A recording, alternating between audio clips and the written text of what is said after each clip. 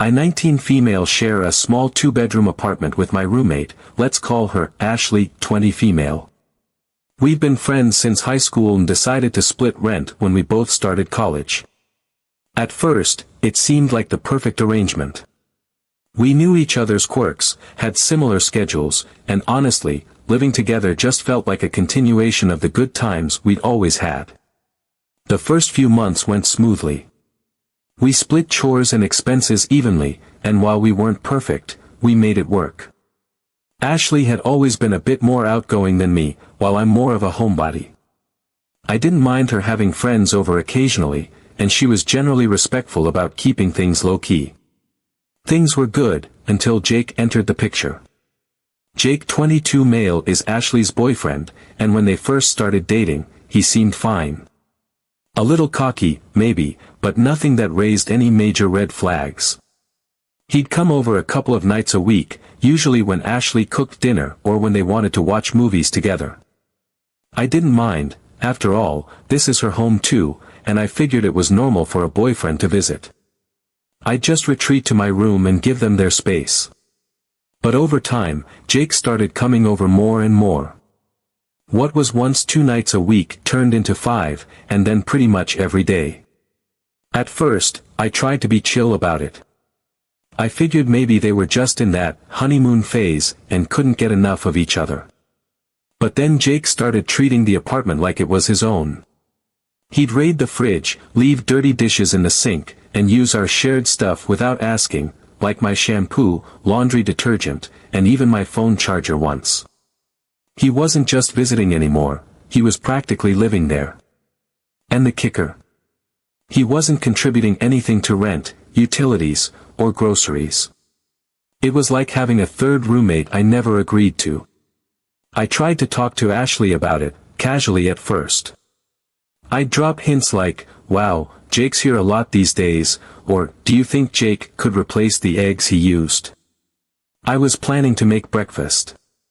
But she'd just laugh it off and say something like, oh, you know how guys are, or, he's not here that much. For a while, I let it go because I didn't want to rock the boat. But after a particularly annoying weekend where Jake monopolized the living room for hours playing video games while I was stuck in my room, I decided enough was enough. I sat Ashley down and told her point blank that Jake either needed to start paying his share of rent and bills or stop practically living with us. I was calm but firm. To my surprise, she didn't blow up at me. She apologized and said she'd talk to him about it. I thought, great, problem solved. Little did I know, that conversation was just the beginning of the drama. Fast forward to last week. It was a Tuesday night, and I was rushing around the apartment, trying to get everything together for a late-night study group. My bag was slung over my shoulder, half-packed with books and notes, and I was in the kitchen hurriedly putting together some snacks to bring along. I had my head in the fridge, scanning for something easy to grab, when I heard Jake walk in. The sound of his footsteps already made my stomach tighten. The last thing I needed was an interaction with him when I was on a tight schedule. I figured he'd just grab a soda or snack and head back to the couch to play his endless video games, but instead, he stopped and leaned against the counter. I could feel his eyes on me before he even said anything. So, he began, dragging out the word in this smug, self-satisfied tone that instantly set my teeth on edge. Ashley told me you've got some concerns about me being here. I froze for a moment, my hand hovering over a container of hummus, and turned to look at him. The way he was standing there, arms crossed, leaning casually against the counter as if he owned the place, it was infuriating. But I kept my cool. Yeah, I replied evenly, closing the fridge. I just think if you're going to be here all the time, it's only fair that you contribute, you know. He didn't even blink. Instead, he smirked, a lazy, condescending smirk that made my skin crawl. Fair enough, he said, as if he were doing me some kind of favor by acknowledging my point. But before I agree to anything, I need to know if you're really roommate material.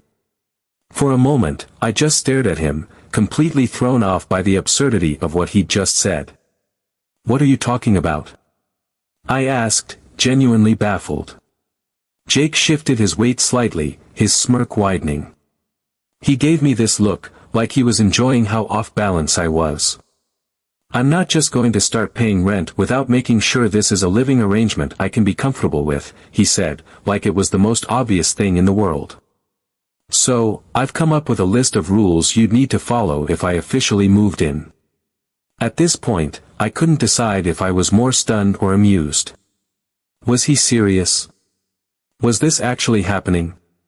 Part of me wanted to tell him to get lost right then and there, but another part of me, morbid curiosity, maybe, wanted to see just how far he was planning to take this. What kind of rules? I asked, folding my arms. Jake, clearly pleased that I was entertaining this nonsense, pulled out his phone and opened the Notes app.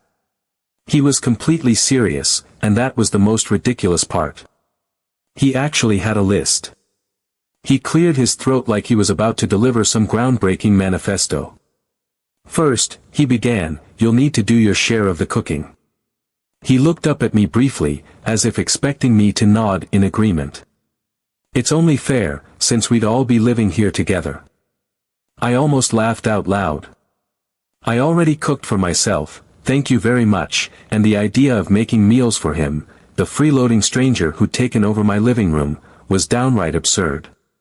But he wasn't done. Second, he continued, no bringing any guys over. It's just too disruptive. He said it so casually, like it was a perfectly reasonable request. I'm single, and I can count on one hand how many times I've had friends over in the past 6 months.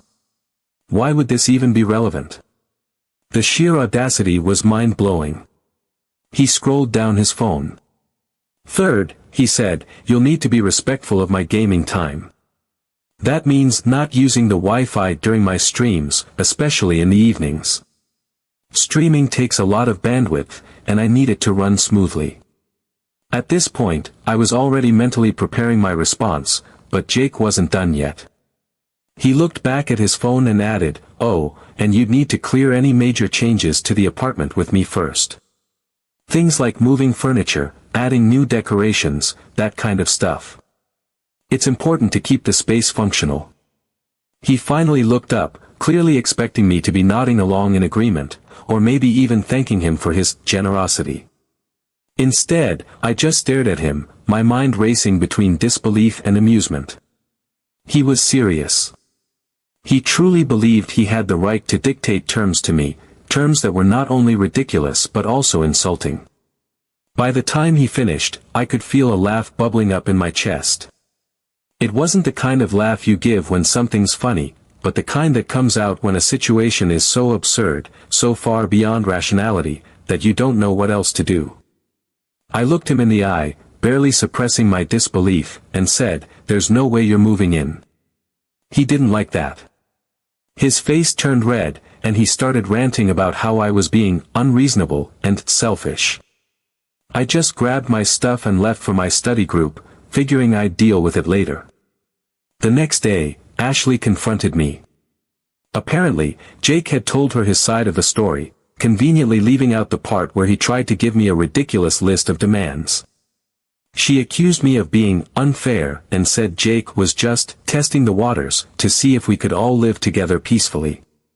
Then she dropped the bombshell, she thinks I'm jealous of their relationship because I'm single and don't know what it's like to compromise for someone you care about. She even hinted that if I couldn't be supportive, maybe she should find a new roommate, someone who respects her relationship. I was stunned. I told her I wasn't jealous and that my issue wasn't with their relationship but with the fact that Jake was freeloading and acting like he owned the place.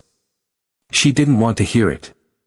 And now, Ashley and a couple of her friends, who are obviously taking her side, are calling me selfish and controlling. They're saying I'm trying to sabotage her happiness. So here I am, feeling completely gaslit and wondering if I'm the crazy one. I feel like my boundaries are reasonable, but Ashley and Jake have turned this into a full-blown drama. Ida. Update 1. Hi everyone, it's been a wild ride since my original post, and I wanted to give an update because, honestly, a lot has happened. First, I want to say thank you to everyone who commented and reached out, it helped me see things so much more clearly. I don't think I even realized how deep in the fog I was until I started reading your insights. It's crazy how much you can normalize toxic behavior when it's happening right in front of you. I can't believe how much emotional manipulation I was putting up with. Jake and Ashley had me doubting my own reality, and for what? To make room for a freeloading man-child. I think a part of me just hated the idea of losing a friendship I'd held onto for so long. We've been friends since high school, and that history made it so much harder to see things for what they were. But you're all right, who needs enemies with friends like these? Still, I'd be lying if I said it didn't break my heart. I've cried more in the past week than I have in the past year, and even now, just typing this out, I feel the sting of it. But that doesn't change what needs to be done. Since our big confrontation, Jake has gone full-blown victim mode. I guess I shouldn't be surprised. He's been telling our mutual friends that I'm out to ruin his life, and that I'm kicking him out of his girlfriend's apartment. Let me remind everyone, Jake does not pay a single dime for rent, utilities, or groceries. The sheer audacity of him calling it his girlfriend's apartment is just beyond me. And the worst part? Some people actually believe him. He's been spinning this narrative that I'm some kind of jealous, controlling roommate who can't handle his straightforward personality. Ashley, of course, is eating this up. She's fully taken Jake's side and now acts like I'm some kind of villain in her love story. She's been walking around the apartment with this attitude like she owns the place, making snide comments under her breath, slamming cupboards when I'm in the kitchen, and even rearranging some of my things to make room for Jake's stuff. It's maddening. At this point, I feel like a guest in my own home. Every time I walk into the living room, Jake's there, sprawled out on the couch like he's king of the castle. And Ashley? She looks at me like I'm the one intruding. What really pushed me over the edge was a comment Ashley made the other night. She told me, completely deadpan, that my negative energy was making it hard for them to feel comfortable in their own home. Their home. Let that sink in. This apartment is just as much mine as it is hers, if anything, more so, because I'm the only one following the lease rules and paying my fair share. But now, according to her, I'm the problem. It was in that moment that I realized there was no salvaging this friendship. Ashley has chosen Jake, and she's willing to throw away everything we've built, years of friendship, mutual respect, our peaceful living arrangement, all for him. I've decided I've had enough. I can't keep living like this, feeling trapped in a space that's supposed to be my sanctuary. I've already started documenting everything, Jake's constant presence, the way he's been freeloading off our food and utilities, and even the passive-aggressive things Ashley's been doing to make me feel unwelcome. I've taken pictures of his stuff piling up in the apartment, written down every instance where he's overstepped boundaries, and saved screenshots of messages from mutual friends where he's badmouthing me. My next step is to reach out to my landlord. I went through our lease with a fine-tooth comb, and, as many of you pointed out, most leases have clauses about long-term guests. Jake has definitely overstayed his welcome, and I'm pretty sure this violates the terms of our agreement. I plan to explain the situation to my landlord and see what can be done. I'm not looking to escalate things unnecessarily, but at this point, I feel like I need to protect myself. What hurts the most, though, is losing Ashley. Or maybe it's realizing that I already lost her a long time ago, the moment she let Jake start taking over her life. I keep thinking back to the good times we had in high school, all the late-night talks, the inside jokes, the promises we made to always have each other's backs. It feels like I've been mourning the loss of a friend who's still physically here but completely gone in every other way. To everyone who commented and supported me in my original post, thank you. You have no idea how much it meant to me to have people validate my feelings and remind me that I'm not crazy or selfish for wanting to protect my home and my peace. I'll update again once I've spoken to my landlord and taken further steps. For now, I'm just focusing on reclaiming my space, my boundaries, and, most importantly, my peace of mind. If there's one thing I've learned from all of this, it's that you can't let people take advantage of your kindness.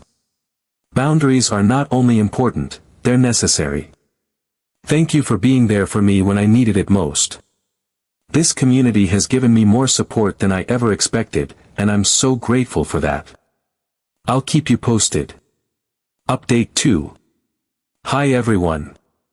I'm back with what I think will be the final update to this saga. A lot has happened since I last wrote, and I'm happy to say that things have taken a turn for the better. It's been a whirlwind of emotions, realizations, and tough conversations, but I can finally say that I'm in a much better place. Thank you to everyone who offered advice, support, or even just a kind word during what felt like one of the most stressful periods of my life. I genuinely don't know if I would have gotten here without all of you. After my last post, I decided it was time to stop tiptoeing around the issue and take concrete action. I contacted my landlord to explain the situation. I laid everything out: Jake's constant presence, the way he'd essentially moved in without being on the lease, and how his behavior was creating a hostile living environment.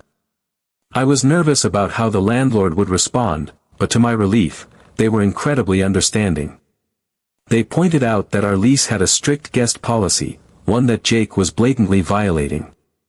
According to the terms, any guest who stays more than a certain number of consecutive nights or spends the majority of their time in the apartment must either be added to the lease or leave. The landlord was firm: Jake couldn't stay overnight anymore unless Ashley wanted to go through the process of adding him to the lease. And if that happened, we'd need to renegotiate everything, from the rent split to the utilities. I was so relieved to have this backing because it meant I wasn't just the jealous, controlling roommate anymore. I had legal grounds to stand on. When I told Ashley about this, she did not take it well. At first, she was furious. She accused me of trying to sabotage her relationship, called me petty, and said I was going out of my way to make Jake feel unwelcome. It hurt to hear her say those things, especially since all I'd ever wanted was for her to respect my boundaries.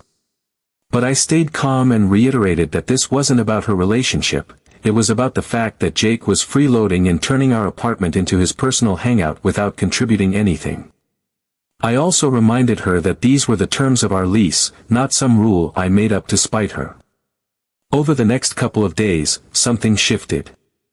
I think as the reality of the situation set in, Jake not being able to stay over anymore unless he contributed, Ashley started to see things more clearly.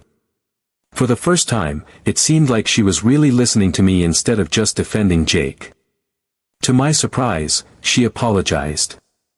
She admitted that she had been so caught up in her feelings for him that she hadn't stopped to consider how much his presence had disrupted our living arrangement or how much it had hurt me.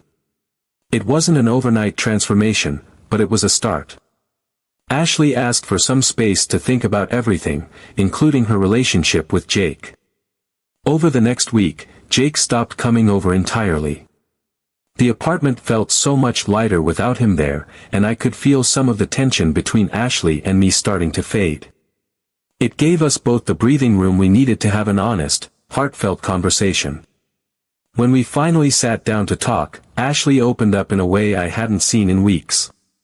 She admitted that Jake's behavior had been weighing on her too and that she was starting to see just how controlling and manipulative he could be. She said she felt like she'd been losing herself in the relationship, constantly bending over backward to make Jake happy while ignoring her own needs, and mine. Hearing her say that was bittersweet. On one hand, I was relieved that she was finally seeing the truth. On the other hand, it broke my heart to know she had been struggling too but didn't feel like she could talk to me about it. And then, the biggest surprise of all, Ashley broke up with Jake. It wasn't immediate. She took a few days to really think it over, but in the end, she realized that his toxicity wasn't just hurting me, it was hurting her too. She told him she needed space to figure things out, and from what I can gather, it didn't go well. Jake apparently doubled down on his victim narrative, accusing her of letting me ruin their relationship. But Ashley stood her ground, and for that, I'm incredibly proud of her. Since the breakup, things have been peaceful. The apartment feels like home again. No more random piles of Jake's stuff in the bathroom, no more video game marathons in the living room, no more feeling like I'm walking on eggshells in my own space. Ashley and I are still working on rebuilding our friendship, but for the first time in what feels like forever, it feels possible.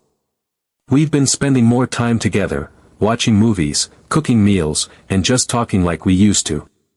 It's not perfect, and I'm not naive enough to think things will go back to exactly how they were before. But I do think we're moving in the right direction. As for me, I've learned so much from this experience. I've learned the importance of setting boundaries and standing up for myself, even when it feels uncomfortable. I've learned that it's okay to let go of relationships, romantic or platonic, that no longer serve you. And I've learned that true friendship is about mutual respect and understanding, not just history or convenience. I've also made some changes to the apartment to make it feel more like mine again. I redecorated the living room, moved some furniture around, and added a few personal touches that make the space feel fresh and welcoming. It's been a small but powerful way of reclaiming my environment and reminding myself that I deserve to feel safe and comfortable in my own home. And for those of you wondering, yes, I kept the lock on my bedroom door. It's not about distrust anymore, it's about peace of mind. Having that extra layer of security makes me feel more in control, and honestly, I think we all deserve to feel that way in our own space. I'm not sure what the future holds for Ashley and me, but for now, I'm hopeful. We've agreed to prioritize communication and respect moving forward, and I think we both learned a lot from this experience. As for Jake, I haven't heard from him since the breakup, and I hope it stays that way. To everyone who supported me throughout this ordeal, thank you. Your advice, kindness, and encouragement made all the difference. Without this community, I might still be stuck in a toxic, chaotic situation, questioning my own sanity. Instead, I've come out the other side stronger, wiser, and with a renewed sense of self-worth. Thank you for helping me find my way. I couldn't have done it without you.